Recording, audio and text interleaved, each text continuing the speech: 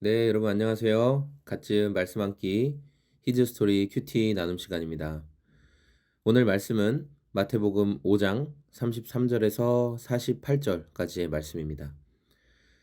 오늘 말씀에 보면 이 거짓, 맹세, 헛된 맹세에 대한 경계, 그리고 이웃에 대해서 어떻게 해야 되는가, 이런 말씀이 기록되어 있고, 그래서 예수님께서는 기존에 너희들이 알고 있고 생각하고 있는 것보다 더 뛰어넘어서 하나님의 자녀다운 온전한 삶을 살아야 한다라는 것으로 오늘 메시지가 기록되어 있습니다. 오늘 말씀해 보면 가장 먼저 33절부터 37절까지의 말씀, 헛된 맹세하지 말아라 라는 내용을 보면서 저는 이 거짓말에 대한 것을 먼저는 묵상하게 되었습니다.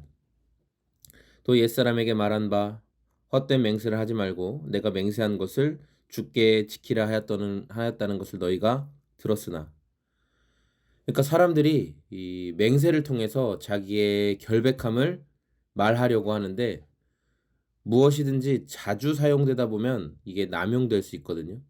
가치가 떨어지고.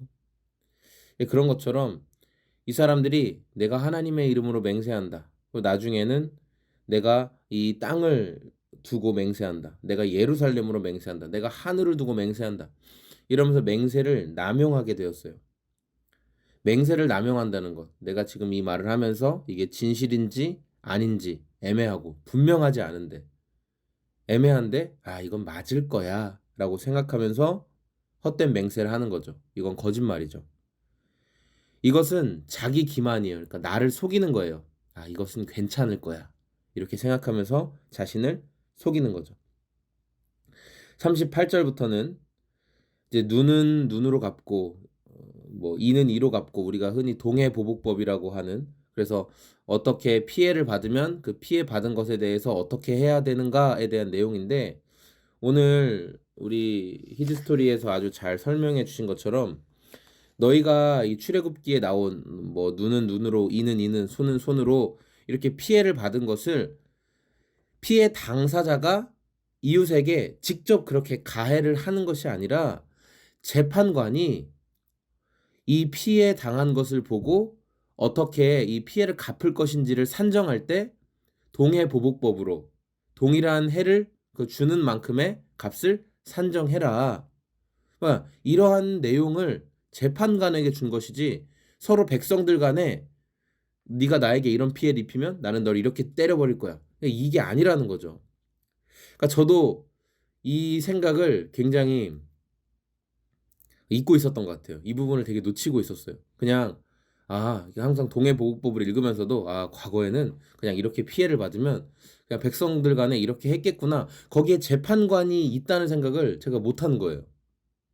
그래서 오늘 이 묵상을 보면서 그렇다, 얼마나 내가 말씀을 왜곡하고 있었는가, 얼마나 내가 하나님의 말씀을 내가 원하는 대로 해석하고 있었는가에 대한 깨달음이 있었습니다.